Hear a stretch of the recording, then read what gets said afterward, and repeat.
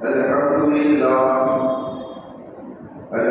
لله رب العالمين والصلاة والسلام على سيد المرسلين وعلى آله وصحبه أجمعين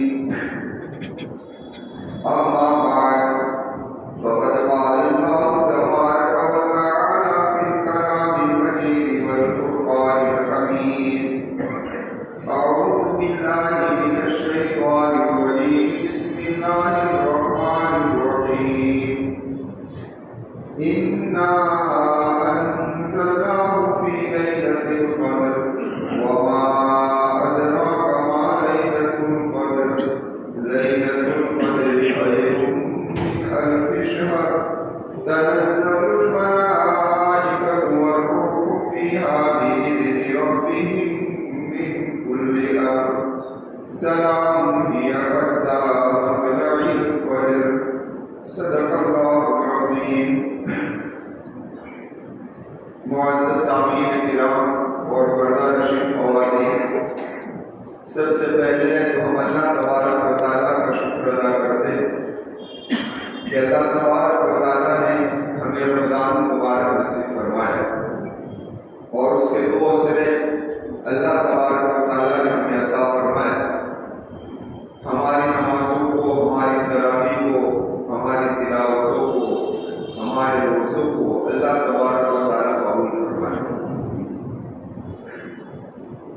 اس سے بڑی نعمت کو کیا ہو سکتی ہے؟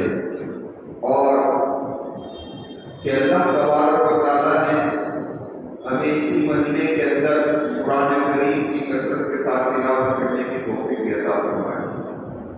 بس اللہ ہماری عبادتوں کو قبول کر لے. دراصل کیا جو بات کرنی ہے وہ آپ جانتے ہیں کہ رمضان مہینہ، رمضان مبارک کا یہ آخری اشرا آج سے شروع ہونے والا ہے اور یہ اشرا بڑا بابرکت اشرا ہے اور بڑی فضیلت والا اشرا ہے. بس اس کے لیے اتنا ہی کافی ہے کہ ماں عائشہ صدیقہ رضی اللہ تعالیٰ عنہ فرماتی ہے کہ نبی کریم صلی اللہ علیہ وسلم رمضان کے آخری ہفتے میں عبادت کے اندر جو مجاہدہ کرتے تھے وہ سال کے دوسرے دنوں میں اور دوسرے حصوں میں اتنا ہوتا ہے. یعنی آپ کی عبادت اس میں آخری ہفتے میں کیا ہو جاتی ہے بھائی؟ بڑھ جاتی. آپ جانتے ہیں خود میرے محبوب کی عبادت کے بارے میں کہ اللہ کے محبوب صلی اللہ علیہ وسلم عام دنوں میں اس طریقے سے عبادت کرتے تھے کہ آپ کے پیروں کے اندر ورم آ جایا کرتا ہے. تو اب روایت کے اندر تو یہ آیا ہے کہ آخری اشرے میں اس سے بھی زیادہ آپ عبادت کے اندر مجاہد رہے.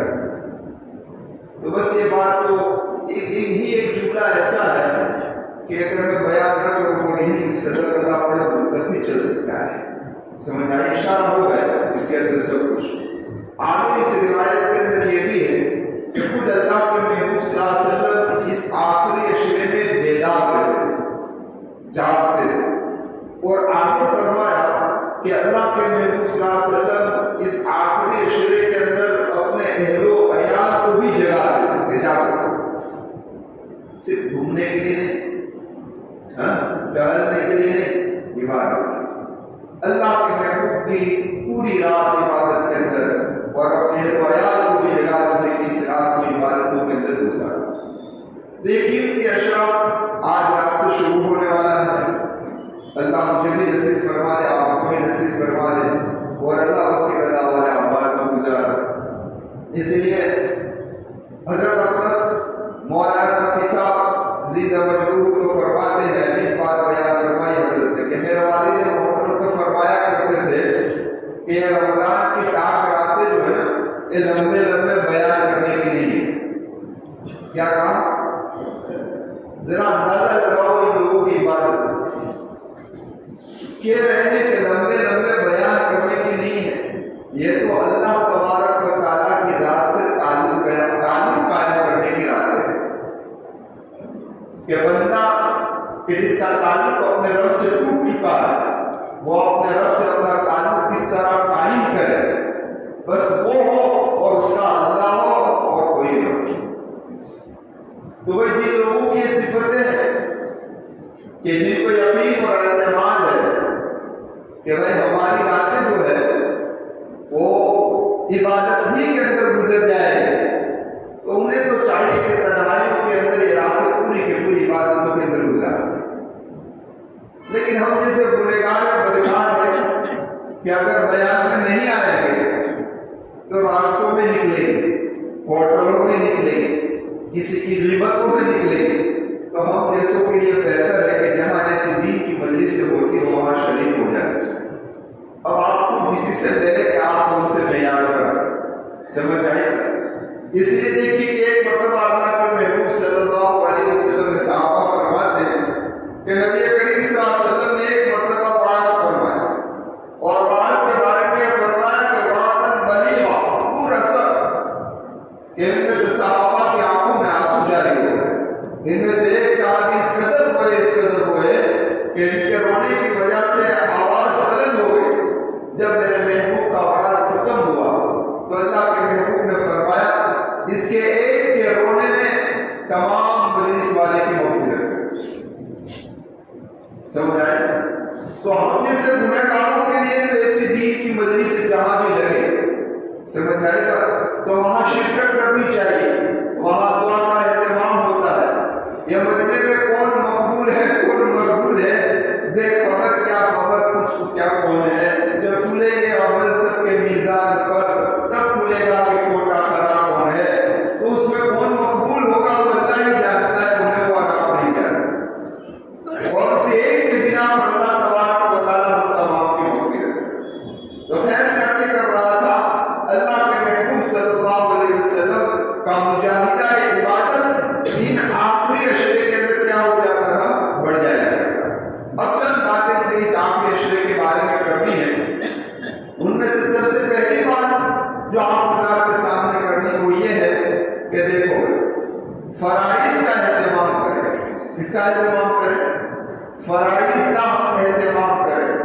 ہمارا نوجوان اس بات کی غفلت کر رہا ہے کہ رات بھر عبادت کرے گا، رات کو عبادت کے اندر گزارے گا اور پھر فجر کی نماز نہیں پڑھے، تو اس سے بڑا آپ کوئی سمجھ آئے گا۔ اسی لیے علامہ ابن حجر اسقلانی رحمۃ اللہ علیہ نے علماء کے حوالے سے ایک بات نقل فرمائی ہے کہ من شغلہ الفرد عن النفل، کہ جس آدمی کو فرد نے مشغول کر دیا نفل سے تو معروف ہو وہ معذور، کہ وہ معذور ہے کہ ایک آدمی فرائض کی مشغولیت کی اس طریقے سے رہا کہ وہ نوافل ادا نہ کر سکا تو وہ آدمی معذور ہے۔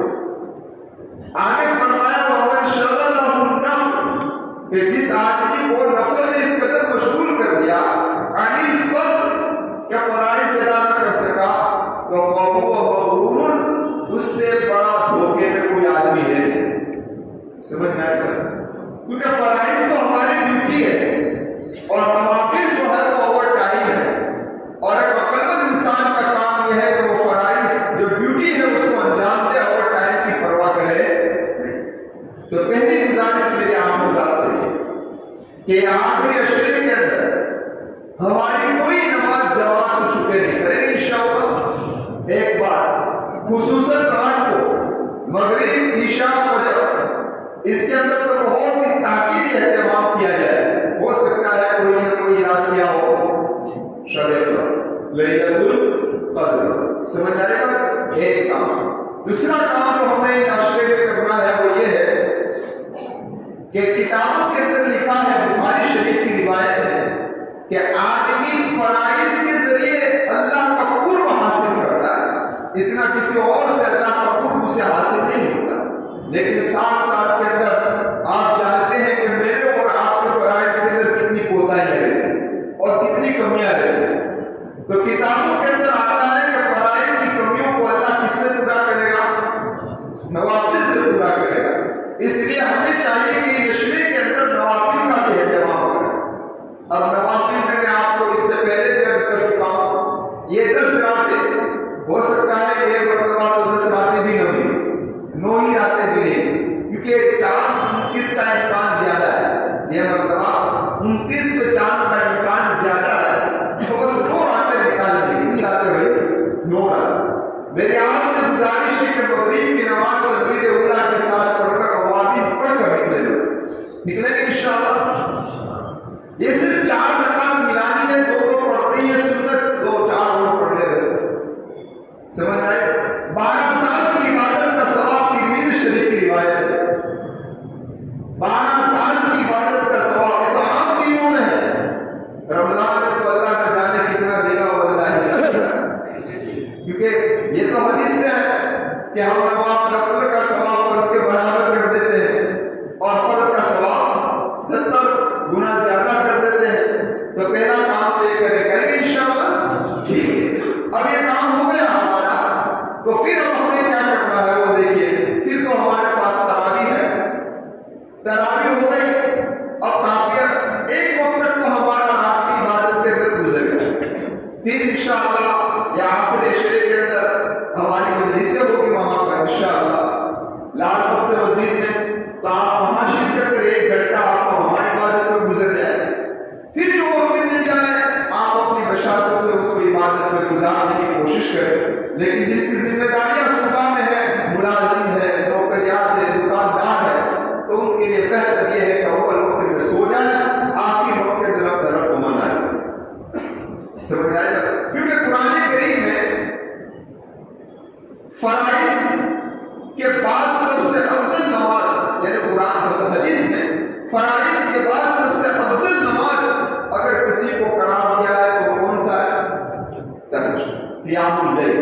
تو یاد رکھیں کہ ہماری ان 2 راتوں میں یا 10 رات جو بھی ملے ہمیں، ان راتوں کے اندر ہماری تہجد میں کریں گے انشاءاللہ۔ آج بیان کرنا مقصود نہیں ہے، آپ کچھ باتیں عرض کرنی ہے تو کریں گے انشاءاللہ بھائی۔ ایک بھی تہجد ہماری نصیب، قیام اللیل ہمیں نصیب ہو جائے۔ قیام اللیل کا فائدہ کیا ہوگا؟ آپ نے کتابوں میں پڑھا ہوگا کہ جس رات کو، جو رات لیلۃ القدر ہوتی ہے، اللہ تبارک و تعالیٰ اپنے فرشتوں کو زمین پر بھیجتے ہیں۔ علماء نے لکھا ہے کہ جو آدمی صرف جانتا ہوتا ہے، صرف جانتا ہے، تو عام فرشتے اس سے ملاقات کرتے ہیں، اور جو آدمی نماز میں ہوتا ہے، نہ عام ذکر میں ہوتا ہے، تسبیح پڑھ رہا ہے، چور کر رہا ہے، تو حضرت جبرائیل علیہ السلام سے مصافحہ کرتے ہیں۔ لیکن جو آدمی نماز کے اندر مشغول ہوتا ہے اس رات کے اندر، تو اللہ تبارک و تعالیٰ خود اس پر سلام پیش کرے۔ اس سے بڑی فضیلت اور کیا ہو؟ تو اس لیے قیام اللیل کا اہتمام کریں۔ قیام اللیل سے مراد تہجد کا اہتمام کریں۔ اب وہ سلام کہ جو سلام اللہ انبیاء کو کرتا تھا، سلام علی نوح فی العالمین، سلام علی ابراہیم، سلام علی موسیٰ و ہارون، سلام علی یوم ولدت و یوم اموت و یوم ابعث حیا۔ یہ وہ سلام ہے کہ اللہ ابراہیم کا تذکرہ کر رہا ہے، کہیں موسیٰ کا، کہیں ہارون کا، کہیں عیسیٰ کا، کہیں نوح کا علیہ السلام، کہ ہم نے ان پر سلامتی اتاری۔ قربان جائے اس امت پر کہ محمد رسول اللہ صلی اللہ علیہ وسلم کی دعاؤں میں صدقے اللہ تبارک و تعالیٰ اس رات میں امت محمد کا کوئی فرد نماز میں مشغول ہوگا، اللہ اس پر اپنا سلام دے گا۔ اس کے بعد تو کیا ہو سکتا؟ ایک بات آگے، ایک بات اور سن لیجیے کہ ہمیں بھی یہ راتیں گزارنی ہے۔ اس میں خاص طور پر علماء نے لکھا ہے کہ اپنے آپ کو گناہوں سے بچانا۔ کس سے بچانا ہے بھائی؟ تو دیکھیے آج رات کے اشرا شروع ہو انشاءاللہ مغرب سے، تو علماء نے لکھا ہے کہ اس اشرے کے آنے سے پہلے ہی انسان اپنے ہر گناہ سے پکی و سچی توبہ کرے، پکی و سچی توبہ کرے، اور خاص طور پر ان گناہوں سے، خاص طور پر ان گناہوں سے کہ جن گناہوں کے بنا پر انسان اس رات میں بھی مغفرت سے محروم رہتا ہے۔ وہ کون سے گناہ ہے؟ کہ شراب سے پکی و سچی توبہ۔ دوسرا کون سا گناہ ہے؟ تو کہ والدین سے نافرمانی۔ تیسرا تو کہ قطع تعلق، ایک دوسرے کا نہ بولنا۔ چوتھا تو کہ کینہ پرور، جس کے دل کے اندر کینہ ہوتا ہے، اللہ اس کو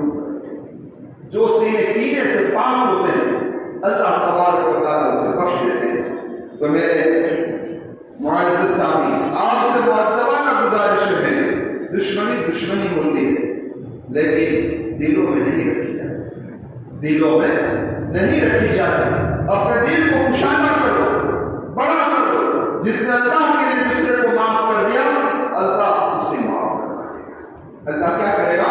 اسے معاف فرما دے گا۔ اس لیے ہم اپنے سینوں کو پاک کریں، اپنے دلوں کو پاک کریں، اور جس سے بھی ہماری ناراضگی ہے اسے معافی تلافی کریں۔ ارے دنیا کی زندگی کتنی ہے میرے بھائی، کتنی ہے؟ چند سالہ زندگی ہے۔ اگر خوشی میں، ناخوشی میں، غمی میں، کسی بھی حال میں گزر گئی، وہ آخر تلاوت زندگی ہماری کیا ہو جائے؟ اور اتنی بڑی فضیلت، اتنی بڑی فضیلت کہ لیلۃ القدر میں ایک رات کامیاب آپ کو 83 سال کی عبادت کا ثواب دے دے۔ کون دیتا ہے آج؟ آج کوئی ایک ایسی کمپنی والا ہے کہ بھائی 1 لاکھ لگاؤ 83 کروڑ دے گے، کون ملک ہوگا کہ نہیں لگائے گا کہ سب لگا دے گے؟ تو اللہ فرماتا آؤ 1000 مہینے کی عبادت کا ثواب لے جاؤ، صرف 1 رات میرے سامنے کھڑے ہوگا، پھر بھی اگر کوئی نہ لے جائے تو ان سے بڑا بدقسمت سمجھ میں۔ اب دیکھیے گناہوں سے بچانے کے لیے اپنے آپ کو کیا کرنا ہے۔ عام گناہوں سے بچنا تو عام طور پر رمضان میں آسان ہو جاتا ہے، لیکن یہ حضرت کو سنبھالنا بہت ضروری ہے۔ زبان، کان اور آنکھ، تو آپ اس پر کیمرہ رکھیں۔ کیا رکھیں گے بھائی؟ واچ رکھیں۔ آج مغرب سے بالکل واچ رکھیں گے ان تینوں چیز پر، خاص طور پر زبان پر واچ رکھیں گے کہ میری زبان سے کوئی ایسا کلمہ نہ نکل جائے، یا تو جھوٹ نہ بولو، کسی پر تہمت نہ لگاؤ، گالی نہ نکل جائے، اور خاص طور پر غیبت، تو اس کا آپ خیال رکھیں۔ اور بات صاف ہے کہ انسان کا جو بھی وضو ہوتا ہے، کسی ایک کام میں مشغول ہوتا ہے تو دوسرا کام اس سے ہوتا نہیں۔ آپ سے آپ ایک کو دیکھ سکو، دوسرے کو دیکھ سکو، اس طرح دیکھو نہیں دیکھ سکتے۔ کان سے ایک کی بات سن سکو گے، دوسرے کی نہیں سن سکتے آپ، برابر ہے؟ تو اس طریقے سے اگر زبان کو میں نے اور آپ نے ذکر ہی کے اندر مشغول کر دیا نا، تو انشاءاللہ اس سارے منافعات سے بچنا کیا ہو جائے گا؟ آسان۔ تو بس فری وقت جو بھی ملے تو تسبیح رکھو اپنی انگلی کے اندر اور دبا دو۔ اللہ اللہ کو کم از کم بول سکتے بس بولتے، تاکہ کام میں مشغول رہے گی تو وہ کام ہوگا۔ اس طریقے سے عام طور پر ہم رمضان میں تو غیر محرم کے گناہ دیکھنے کے گناہ سے بچ ہی جاتے ہیں، ہر آدمی پرہیز کر دیتا ہے، لیکن موبائل کے ذریعے سے بچنا مشکل ہو جاتا ہے، سمجھ گئے؟ اس لیے میرے نوجوانوں آپ سے گزارش ہے کہ آپ کا موبائل یا آخر عشرے کے اندر جیب بھی کے اندر رکھیں۔ کہاں رکھیں؟ آپ سوشل میڈیا کی طرف جائیں نہیں، یہ ایسا ہے کہ ایک طرف گئے تو پھر اندر نکل ہی جاتا ہے دوسرا، تو اس سے پرہیز کریں گے انشاءاللہ۔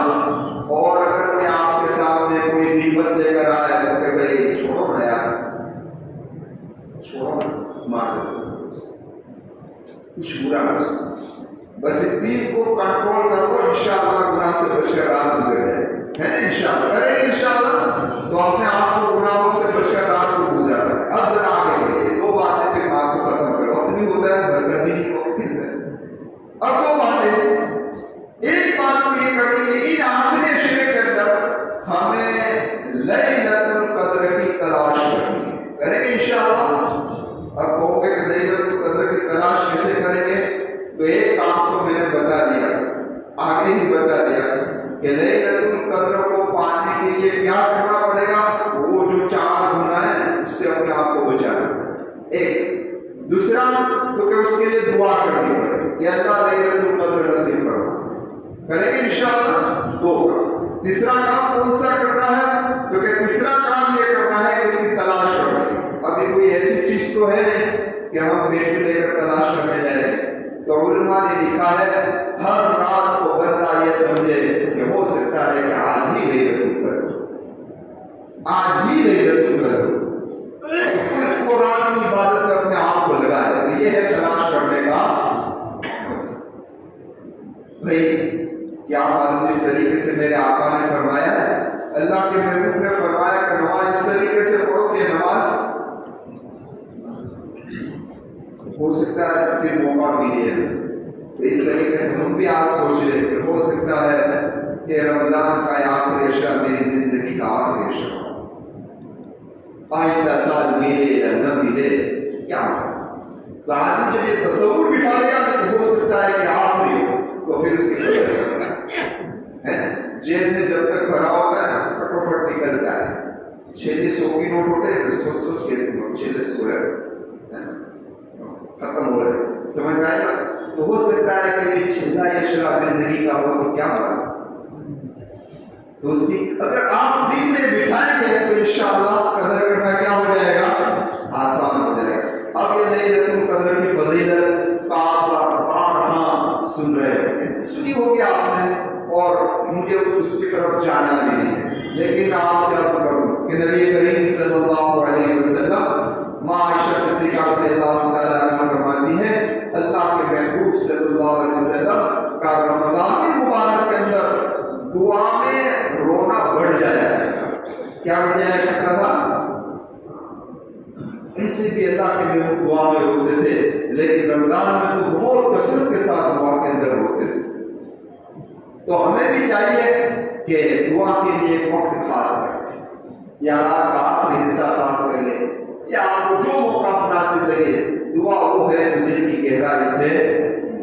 اس لیے میں آپ سے ایک بات دعا کے بارے میں عرض کروں، دیکھو ایک ہوتا ہے ختم قرآن کے بعد اللہ دعا کو قبول کرتا ہے، اور عام طور پر ہمارے اس مشرے کے اندر، عام یا آخری مشرے کے اندر ہمارے یہاں قرآن کے ختم کرنے کا معمول ہے نا؟ لیکن ایک بات ذہن میں، حضرت اقدس مفتی شفیع صاحب رحمۃ اللہ علیہ عجیب بات بیان کر رہے ہیں۔ حضرت فرماتے ہیں قرآن ختم کرنے کی چیز نہیں ہے۔ کیا کہا؟ قرآن ختم کرنے کی چیز نہیں ہے، بلکہ زندگی قرآن میں ختم ہونی چاہیے، زندگی قرآن میں ختم ہونی چاہیے۔ اس لیے حضرت نے فرمایا کہ جب آخری تراویح 27 کی رات کو، کہیں 29 کی رات کو، کہیں 25 کی رات کو جب آخری تراویح ہوتی ہے تو 19ویں رکعت میں پڑھی جاتی ہے قل اعوذ برب الناس، اور 20ویں رکعت میں پھر امام صاحب پڑھیں گے الف لام میم، وہاں سے پھر شروع کر دیتے، کیونکہ نبی کریم صلی اللہ علیہ وسلم کی تعلیم ہے کہ جس مجلس کے اندر قرآن ختم ہو اسی مجلس میں نیا قرآن شروع کرو، شیطان کو وہی توڑ دو۔ لیکن جیسا کہ میں نے ابتدا میں کہا کہ اللہ کے محبوب کا معمول یہ تھا کہ آخر عشرے میں آپ عبادت میں مجاہدہ کرتے تھے، اور ہمارا معمول کیا ہے کہ سورہ کا پاور آہستہ آہستہ کم ہوتا جائے، اور آخر عشرے میں تو پھر ڈاؤن ہوتا جائے، اتنا ڈاؤن ہو جاتا ہے کہ جس کا قرآن ختم ہو جاتا ہے تو جزدان میں پیک کر کے، اور عام طور پر ہمارے آخری عشرے میں آپ عبادت کا معمول دیکھیں گے تو آپ کو خود کو اندازہ ہو جائے گا کہ ہمارا پاور کتنا کم ہوتا ہے۔ تو اس لیے میری آپ سے گزارش ہے کہ ختم قرآن جن کا بھی ہو، انفرادی ہو، اجتماعی ہو، دعاؤں کا اہتمام کرے۔ حضرت عبداللہ ابن عمر رضی اللہ تعالیٰ عنہما جب بھی اپنے قرآن کو ختم کرتے تھے تو اپنے اہل و عیال کو جمع کر لیتے، جمع ہو جاؤ، ختم قرآن کے بعد اللہ دعا کو قبول کرتا ہے، تو دعاؤں کا اہتمام کریں گے۔ اور دعا میں اہتمام کرنا ہے تو اب ذرا دیکھیں کہ ہمیں تو دعا مانگنا بھی تو آتا نہیں، آتا نا؟ آپ لوگوں کو آتا ہو تو مشکل بات نہیں ہے، مجھے تو نہیں آتا، ٹھیک ہے؟ میں اب یہ کر رہا تھا ہمیں تو دعا مانگنا بھی آتا نہیں ہے۔ قربان جائے محمد رسول اللہ صلی اللہ علیہ وسلم کی تعلیمات پر کہ نبی کریم صلی اللہ علیہ وسلم نے فرمایا کہ دعا کس طریقے سے مانگی جائے، تو پہلے تو کہا کہ اللہ کے حمد و ثنا کرو، پھر فرمایا نبی کریم صلی اللہ علیہ وسلم پر درود بھیجو، اور پھر کیا کہا؟ تو اللہ کے محبوب نے ایسی جامع دعا بتائی ہے کہ آپ دعا سے پہلے یہ کہا کرو اللہم انی اسألک خیر المسألہ وخیر الدعاء وخیر الاجابہ۔ یہ تو عربی کے الفاظ ہیں، آپ کو یاد رہے یا نہ رہے، لیکن اس کا مفہوم میں آپ کو سمجھا دیتا ہوں۔ یہ خلاصہ کلام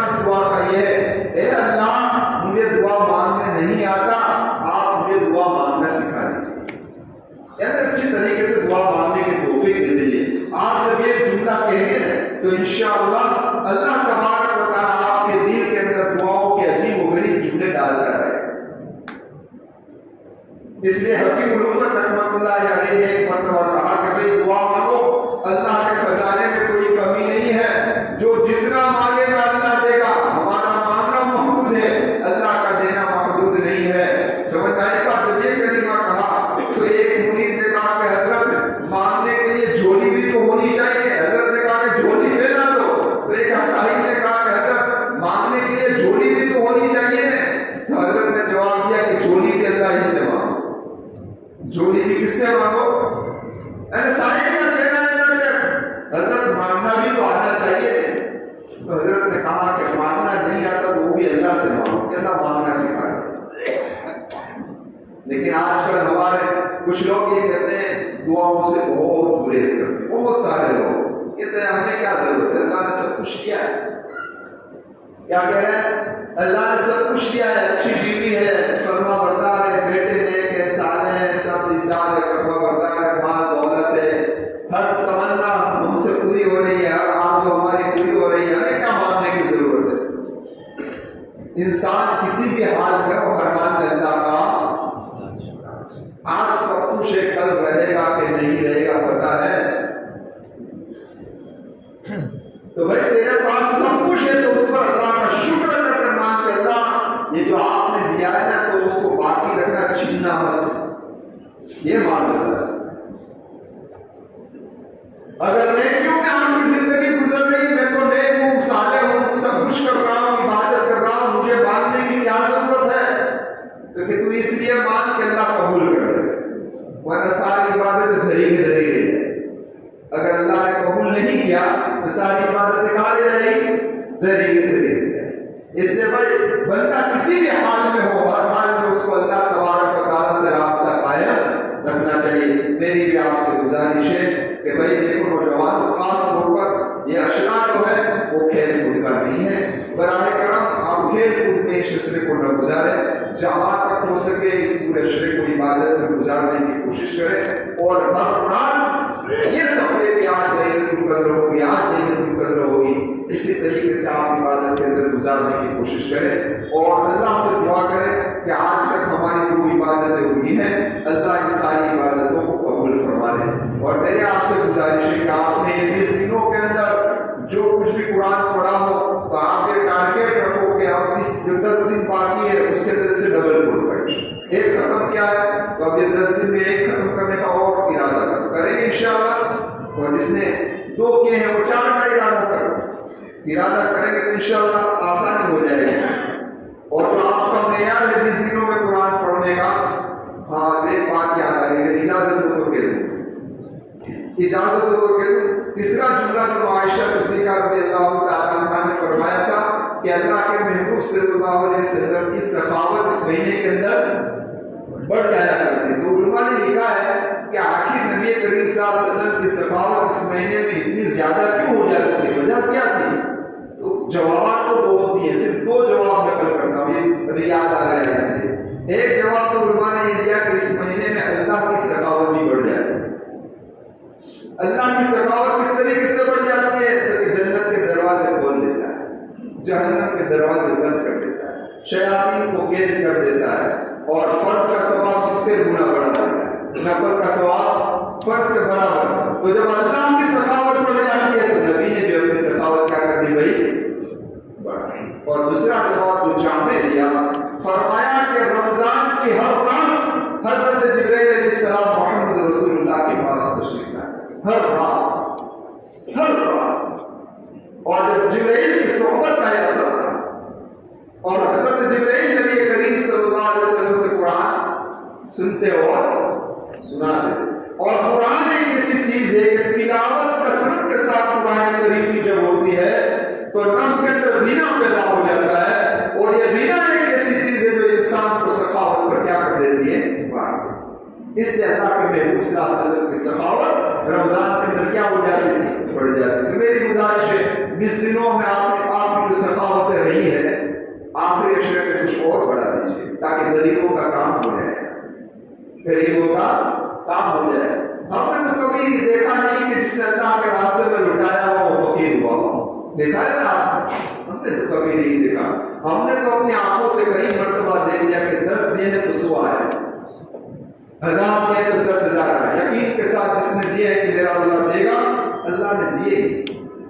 ہم نے اپنے آنکھوں سے کئی مرتبہ دے، اس لیے جو بھی اللہ کے راستے میں یہ تو سمجھو زکات کا حکم نہ ہو، زکات میری نکل گئی، میں اس میں چھٹا ہو گیا، میں فری ہو گیا، نہیں، میں نے پہلے ہی کہا مجھے بیان نہیں کرتا، بیان کرتا بھی نہیں، میرا بیان کا انداز کیا ہے، میں آپ سے یہ کہہ رہا ہوں یہ مت سمجھو کہ میری زکات نکل گئی، زکات تک ہم بندے ہوئے نہیں، اس سے آگے اللہ نے بہت سارے اسٹیپ رکھے، دو اللہ کے راستے میں خیرات۔ اب یہ نوجوان جو ابھی تشریف لائے ان کو آخری بات عرض کروں پھر بات کو ختم کروں۔ اللہ نے اس مہینے کے اندر مغفرت کے بہانے ہزاروں رکھے ہیں، لیکن اس کے باوجود بھی کوئی آدمی اپنی مغفرت نہ کروا لے تو اس سے بڑا بدقسمت ہو کوئی نہیں۔ آخری مثال میری ماؤں بہنوں اور میرے نوجوان سن لو کہ ایک ماں ایک ازدواجی زندگی کوئی میاں بیوی گزارتا ہے، یاد رکھو شوہر اور بیوی 8-10 سال گزر جائے اس کے وہاں کوئی اولاد نہ ہو، کوئی اولاد نہ ہو، 10 سال کے بعد اللہ تبارک و تعالیٰ اس کے لڑکا عطا فرمائے۔ ذرا انصاف سے مجھے بتاؤ اس لڑکے سے محبت کتنی ہوگی یا نہیں ہوگی؟ بتاؤ۔ اب اس لڑکے کو اگر کوئی بددعا دے تو کیا وہ برداشت کرے گا؟ وہ ماں باپ برداشت کرے گا کہ جو لڑکا 10 سال دعاؤں کے بعد ملا ہو وہ لڑکا خوش بنا ہو گیا اور کسی نے بددعا دی تو وہ برداشت نہیں کرے گی، نہ ماں کرے گی نہ باپ کرے گا۔ تو کیا اس بچے کے بارے میں خود باپ بددعا کرے گا، ماں بددعا کرے گی؟ نہیں کرے گی۔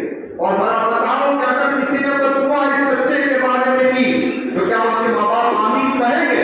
نہیں کہیں گے۔ تو میری ماں اور میرا باپ مجھ سے کیا محبت کرے گا جتنی محبت محمد رسول اللہ نے اس امت سے کی ہے، جس نے محبت اس امت سے محمد رسول اللہ نے کی ہے۔